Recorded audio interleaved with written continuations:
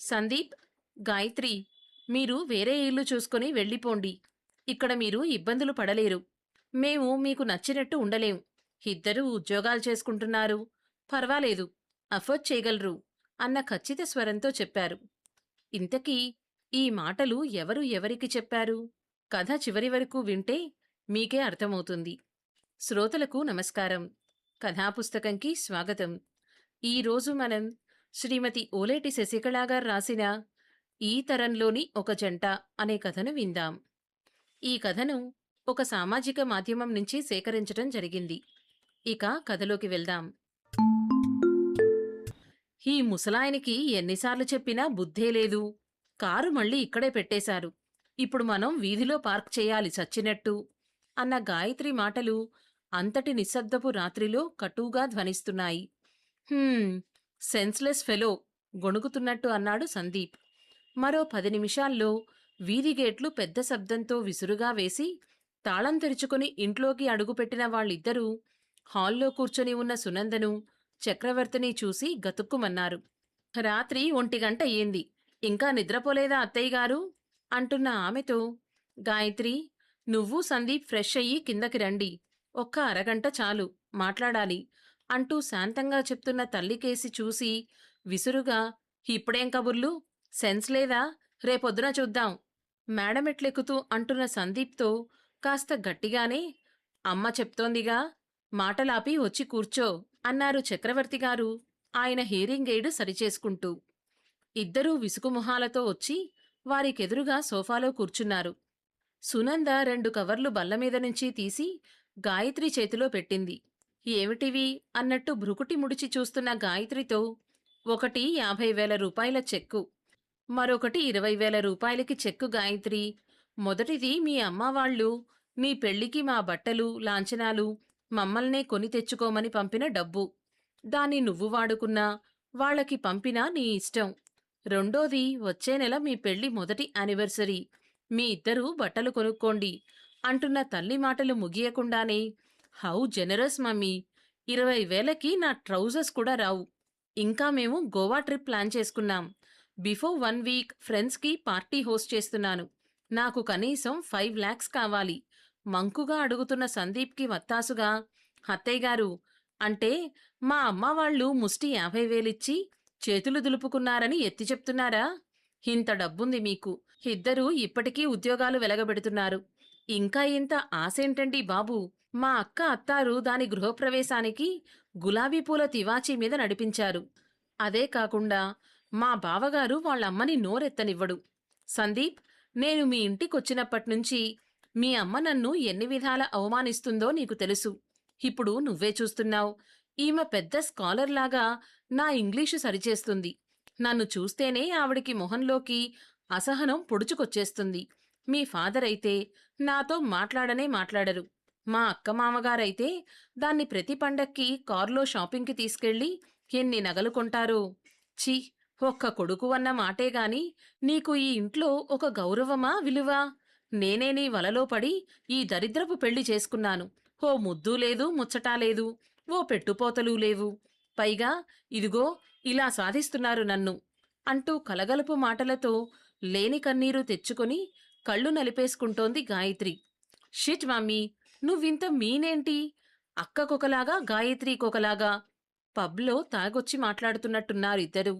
మాటలు మనుషులు నిలకడగా లేరు. సునంద తన మొహంలో ఎలాంటి భావం వ్యక్తపరచకుండా భర్తకేసి సాలోచనగా చూసింది. చక్రవర్తి ముక్తసరిగా, సందీప్, గాయత్రి, మీరు ఇద్దరూ వేరే ఇల్లు చూసుకుని వెళ్ళిపోండి. ఇక్కడ మీరు ఇబ్బందులు పడలేరు. మేము మీకు నచ్చినట్టు ఉండలేం. ఇద్దరూ ఉద్యోగాలు చేసుకుంటున్నారు. పర్వాలేదు, అఫోర్డ్ చేయగలరు అంటూ ఖచ్చిత స్వరంతో చెప్పారు. నెత్తిమీద పిడుగు పడ్డట్టు అయ్యింది ఇద్దరికీ. అర్ధాంతరంగా ఎక్కడికి పోతామండి? ఈ ఇల్లు మాది కూడాను. మీకు మమ్మల్ని పొమ్మనే హక్కు లేదు. పిచ్చి పిచ్చిగా వాగారంటే ఇప్పుడే పోలీస్ కంప్లైంట్ ఇచ్చి హరాస్మెంట్ కేసు పెడితే బొక్కలో పడేస్తారు.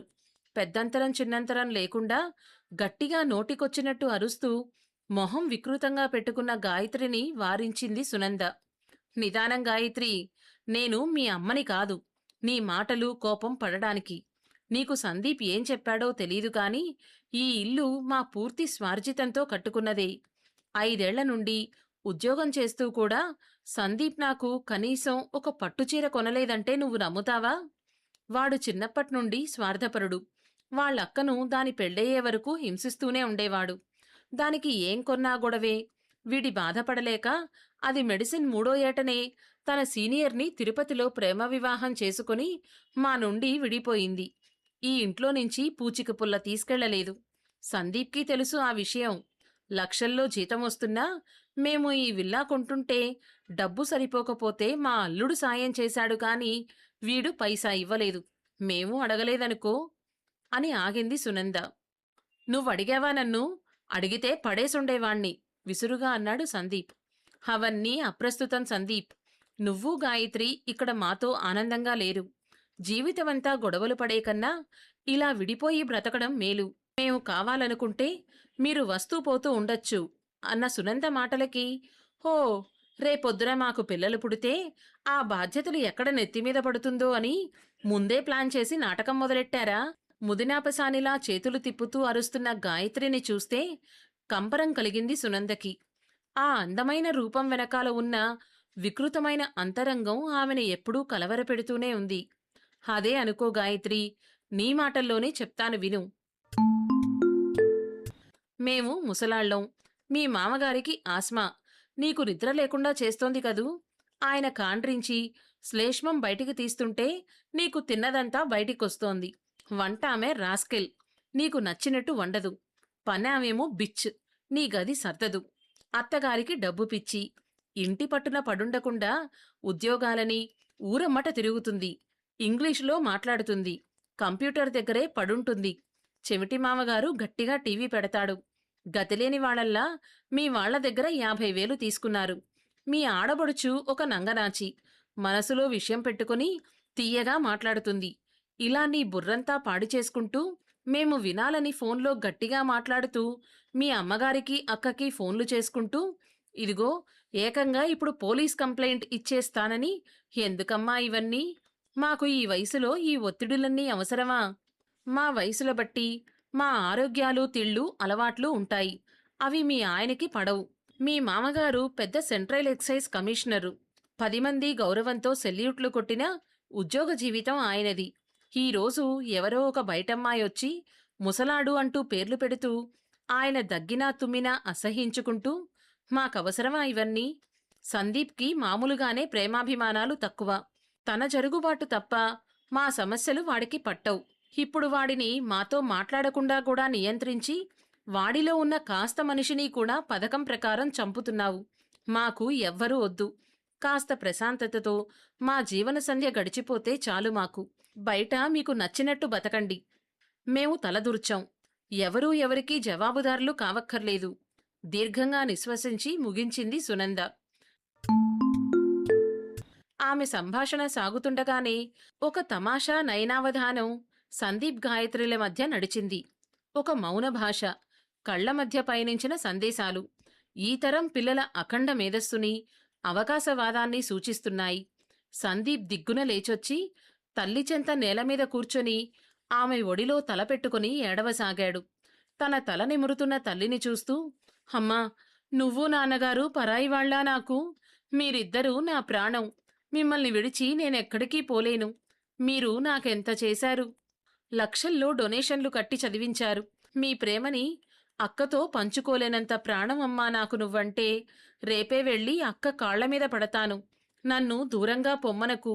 నా ఫీలింగ్స్ నేను అందరిలా ఎక్స్ప్రెస్ చేయలేను. నాకు ఎలా బతకాలో కూడా తెలీదు. గాయత్రి నీ మనసు ఇంత బాధ పెట్టిందని తెలీదు. నేను తననైనా దూరం చేసుకుంటాను కాని మిమ్మల్ని విడిచి కాదు. నా వల్ల కాదు.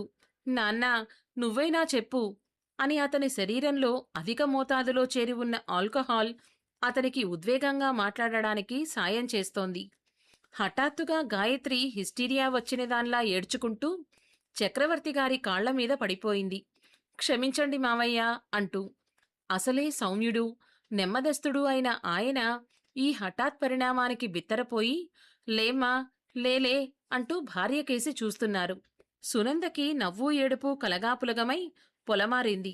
కాసేపటి మౌనం తర్వాత జీవితాన్ని సంపూర్ణంగా అవగాహన చేసుకున్న ఆమె నోరు విప్పి మాట్లాడడం మొదలుపెట్టింది.